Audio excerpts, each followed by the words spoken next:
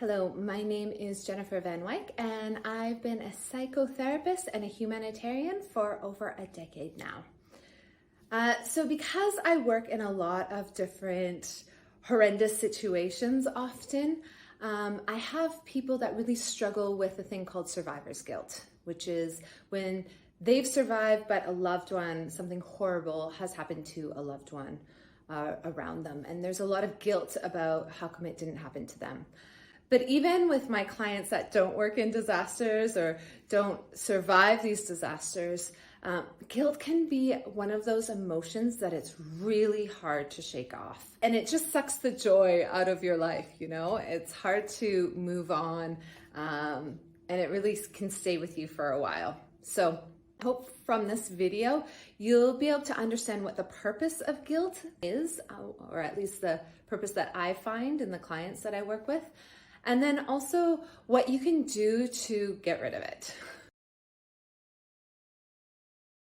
So guilt, often the purpose is so that we can learn from our mistakes so that we don't do them in the future.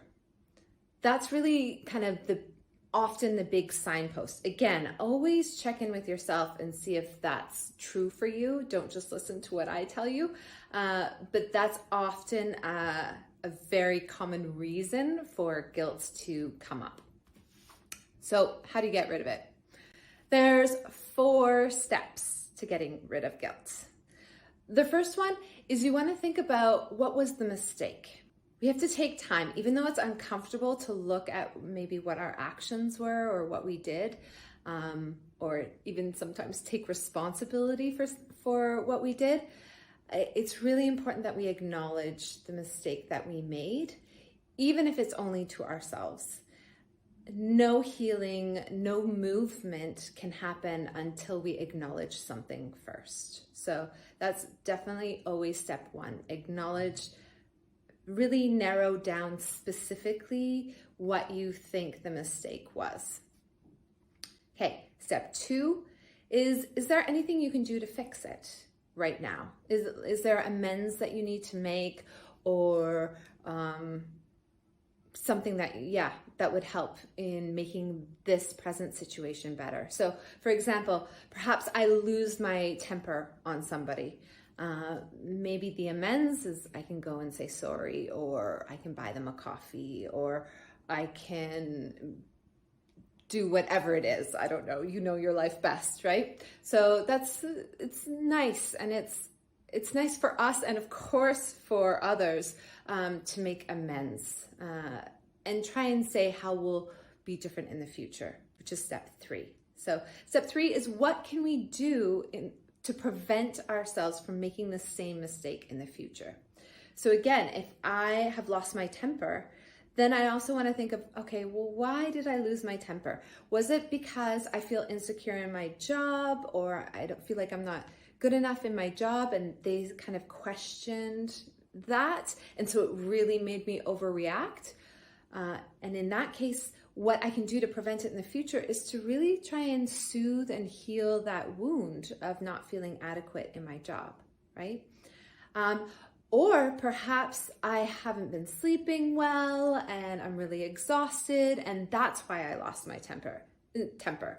So then what I can do to prevent it in the future is to maybe go to a clinic, or to do some research on how can I improve my sleep, or maybe I can go to bed earlier, or start exercising, or something like that, right? So thinking about the big picture of what can I do to support myself so that I don't make that in the future.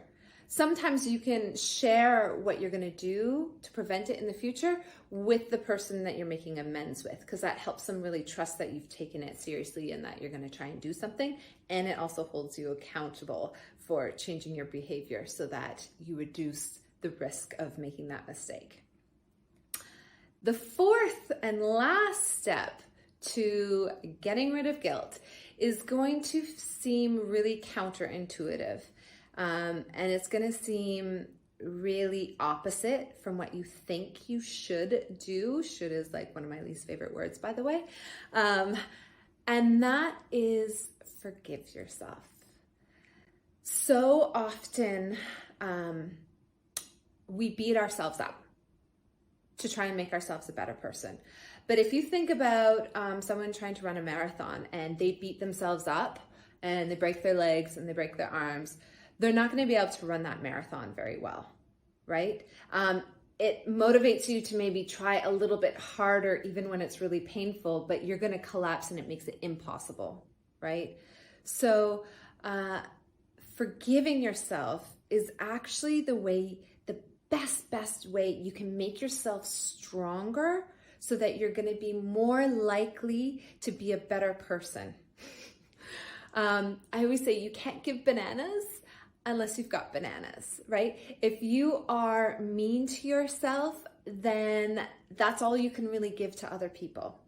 I often hear that people find it so much easier to be nice to somebody else than themselves, but that niceness usually comes with some conditions and it's not ever flowing.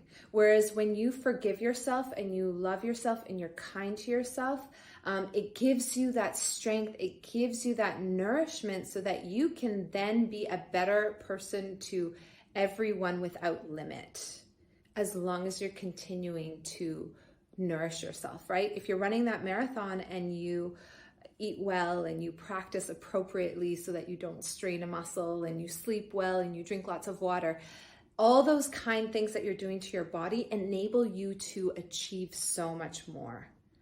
So really, this last step is so important, to just forgive yourself. And you can forgive yourself because you have learned from the mistake, you've tried to make amends for it, and you've made a plan of how you can reduce or prevent yourself from making that mistake in the future. I will say, I have a friend that gave me a plaque and it's hanging in my kitchen, which I absolutely love.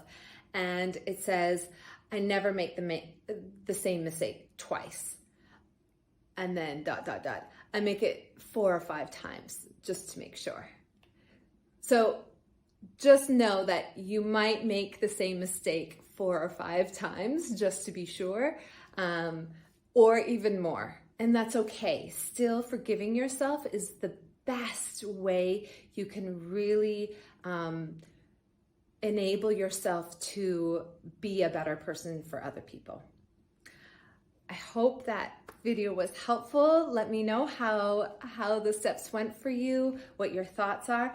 If you liked this video, please give it a like and a subscribe, and hopefully I will see you soon.